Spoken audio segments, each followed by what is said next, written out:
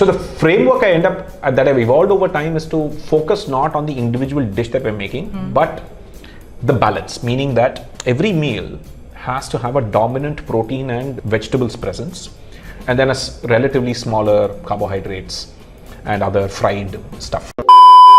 What are the meal planning tips that Krish Ashok House uses? What would you tell us?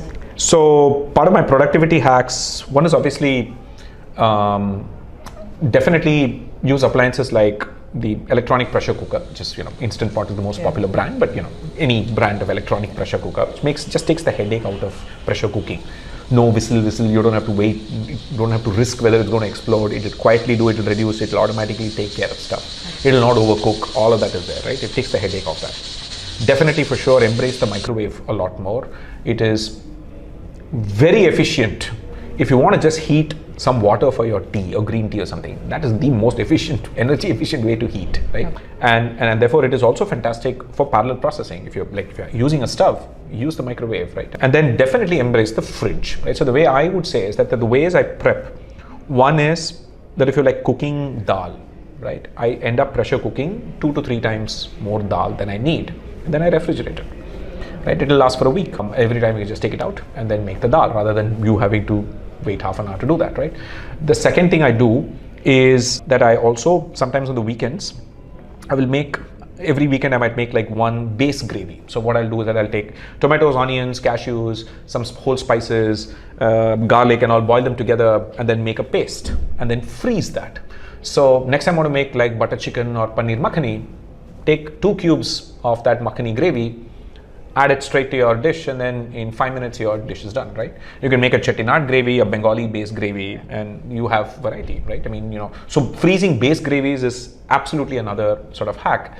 And then the third one is actually flavored oils, right? So for example, you can really add a flavor boost by having a bunch of different flavored oils, chettinad flavored ghee or a Punjabi garam masala flavored ghee, right? So when you're actually making ghee from butter, you can add things like pan leaves, cinnamon, and others, and then fish it out. And now all those spice flavors are dissolved in the ghee. Now what you have is flavored ghee, right? So you can add powdered garam masala, or you can just add a teaspoon of that ghee, and it'll be amazing, way better.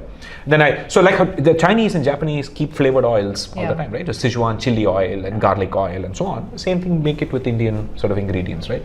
So these are ways in which you can very rapidly obviously again freezing things like sourdough and so on. So that way, bread ends up going waste all the time, at least in Chennai.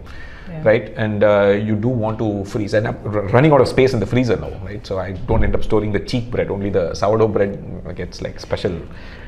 So this is largely true. This saves a lot of time. So the amount of time for you to get from, hey, here's what I want to cook, is literally half an hour, right? And again, this is something it's not something I would say I invented, but my mother would chop vegetables and put in the fridge because she had to go to office at 9. So she had to cook lunch at 7, right? For everyone, and before we went to office, right? When we were young. And so I knew that it was perfectly okay and acceptable to prep ahead, right? And just all you have to do is seal them, keep them airtight. You can chop vegetables and keep them airtight and so on. So that's what I would do. And do you meal plan? Since you do meal prep, do you plan for the week ahead? Because I'm sure everybody has such busy lives. Yeah, not so we tend to sort of since we eat anything, so we tend to take a more dynamic approach to say, hey, what do you feel like eating today, right? Sure. So if you feel like eating Thai, something like that, then there's one of these curry paste that's already ready made there, and then chop some vegetables, and then you make a green curry, yellow curry or whatever it is, right? Add some shrimp, which will be there in the freezer. So because we have none of the people in the house have any dietary restrictions, right? So we end up being, so normally planning is required when you have a larger household and you have people, somebody has diabetes, somebody has heart disease, somebody has that, you do have to plan ahead, right? Because what you make for one person, other person may not like, it's too salty, it's too oily. And so for me, we can just in the evening come back and then say, hey, what do you feel like eating? Okay, Chinese, so let's make Chinese, right? So that's the way it is. If you're prepped ahead, then it really saves time.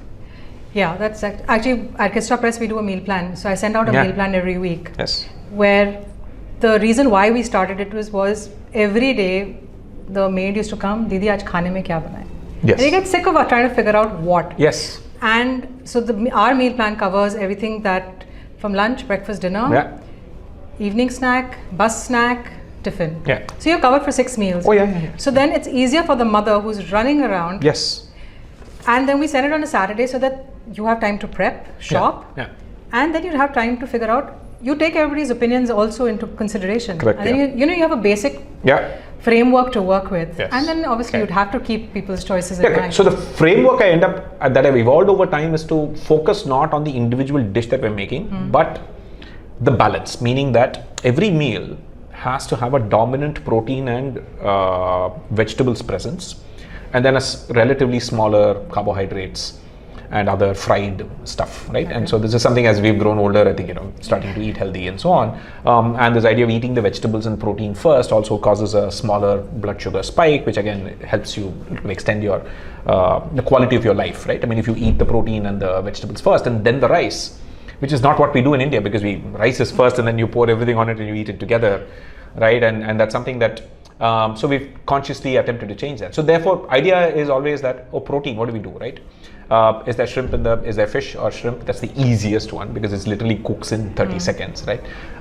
If it's chicken, a little bit more work, a little bit more planning is required, but sometimes we will end up either sous vide or marinating it and keeping it. But then again, I wouldn't encourage people to keep in your regular fridge marinated meat for more than like a week, right? And even with all the acids, bacteria still thrive at the fridge temperatures unless you freeze it, right? And people don't like freezing the marinated meat, right? Although you can, right?